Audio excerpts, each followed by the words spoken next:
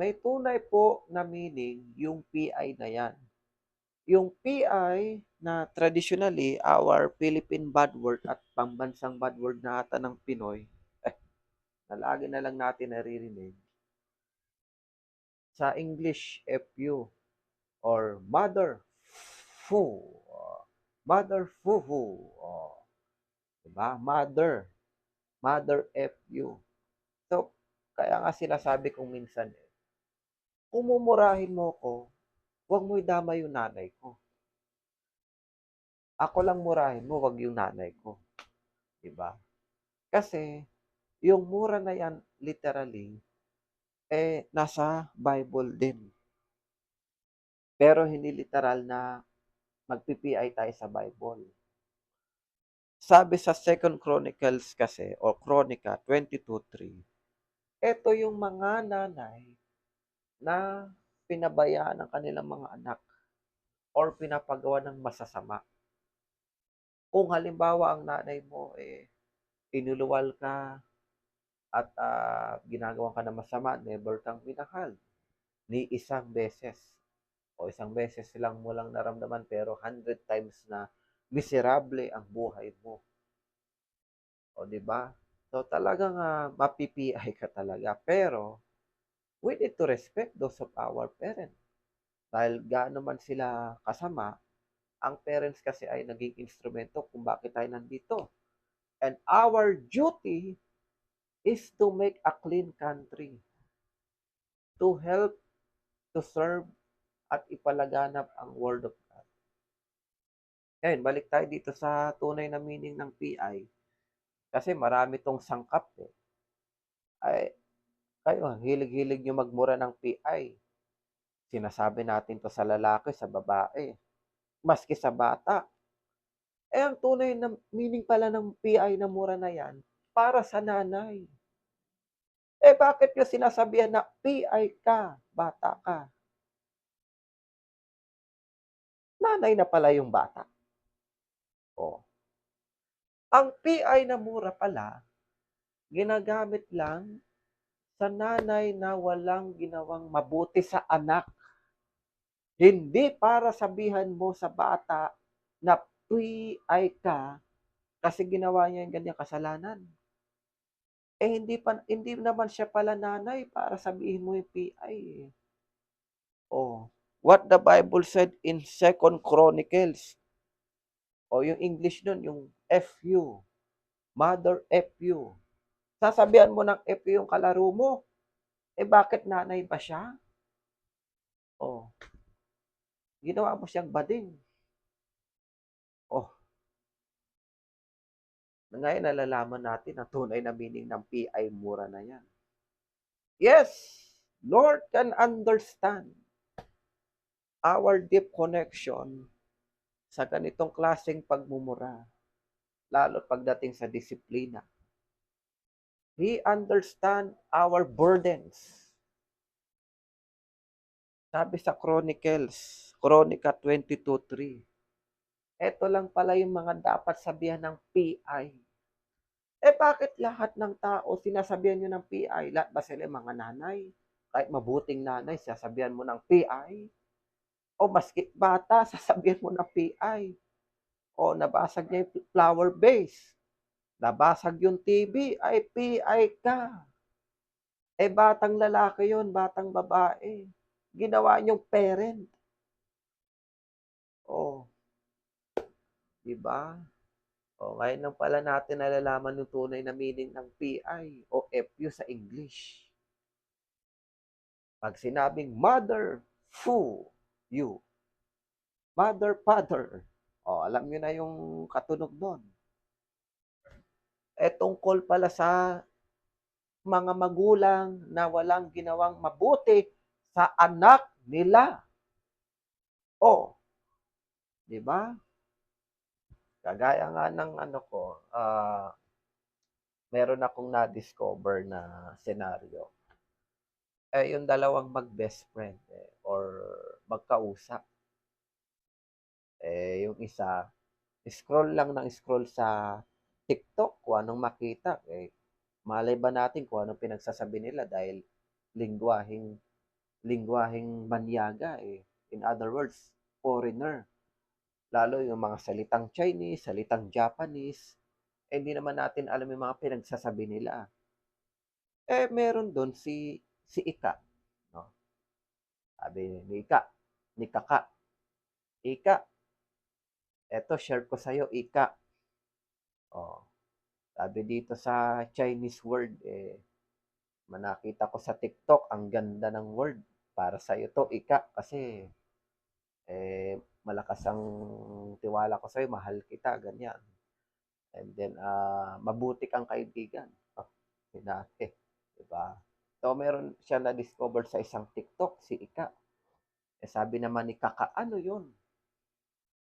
Eto ha, pasensya na sa sasabihin ko para alam lang natin. Sabi ni Ika, pinlay yung galing social media. Ang sabi cow ni Ma. O, cow. Parang baka, cow ni Ma. Pinilay niya, sabi ng translator daw, cow ni Ma means, I love you. Oo, di ba? Ang ganda pakinggan. Pero, nung ni-research niya pala yung tunay na word ni Kaka, nagulat siya. Hindi pala I love you ibig sabihin nun. Mother F you. Diba?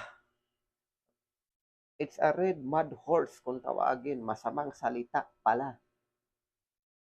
Na na-discover ni Kaka kay Ika. Sabi ni Kaka, uy, Kaka, ay Ka, sabi mo sa akin, mahal mo ako. Shiner mo pala sa akin, masamang salita. Sabi ni Ika, ay, ganun ba? Hindi ko alam yan, sorry. Hindi ko alam dahil alam mo naman, makita ko lang sa TikTok. Basta't may meaning, akala ko yun na. Pare sila nagkamali. Pero syempre, hindi naman yung sinasadya ni Ika. Kasi nga, ang ganda ng introduction sa social media eh. No? Pagka-research mo, English, Chinese. Tapos, nandun yung subtitle. Maniniwala ka talaga agad-agad. Tapos, ang salita, I love you pa. Di ba? Shinare kay Ika, ay, Ika, mali pala to. Sorry, Ika ka. My goodness. O, di ba? Parehas tayo nagbura ng FU-han. Pambirang yan. Kaya, eto lesson learned sa ating lahat. Nakakatawa man isipin pero totoo po ito. Sa social media, ang dami-dami ngayong fake news. Akala natin ito'y tunay na meaning. Akala natin ito'y tunay na salita. Porket Chinese siya, porket American, Japanese. Tapos, syempre, di natin maintindihan pinagsasabi niya. Malay ba natin kung ano yun? Tapos sa baba, nandun yung subtitle. Wag tayo basta-basta maniniwala. Lalo kung yan ikasasama. O lalo sa pagkain. O, sabi ni Chinese, chichu, chachu, chuchu, basta ganyan. O, sabi sa baba, ito po ay vitamins na pangpalaki ng katawan. Tinik mo naman kasi napanood mo sa social media, sa TikTok. Nung tinik mo, pangpalaki daw ng katawan, yun pala, pangpalagas ng buhok.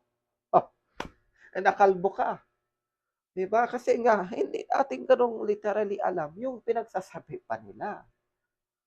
Kaya, mas maganda na i-translate at pag-aralan natin ng mabuti yung mga salita na nadidiscover natin bago natin tangkilikin ang mga pinagsasabi nila.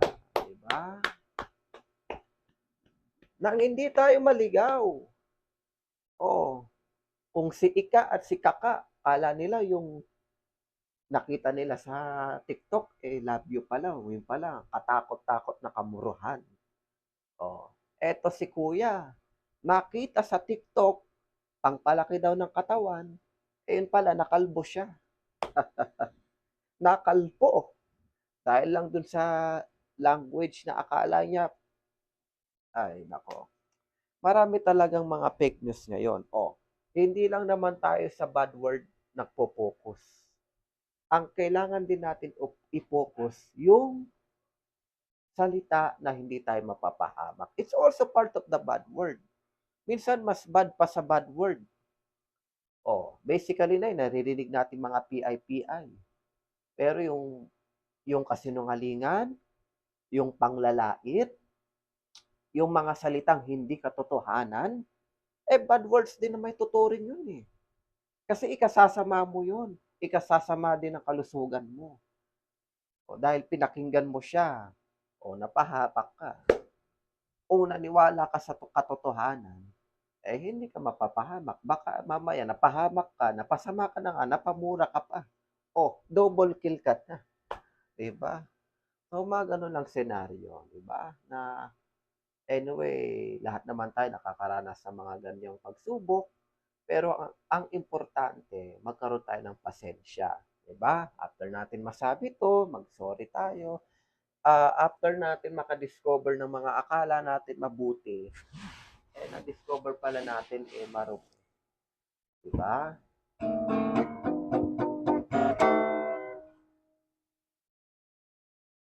God is fighting for us, pushing up the darkness, lighting up the kingdom that cannot be shaken. In the name of Jesus, enemies defeated, and we will shout it out, shout it out. I will live, I will not die. The resurrection power Christ alive in me, and I am in Jesus' name. In Jesus' name. Yan. Dito po nagtatapos ang ating simpleng Bible study.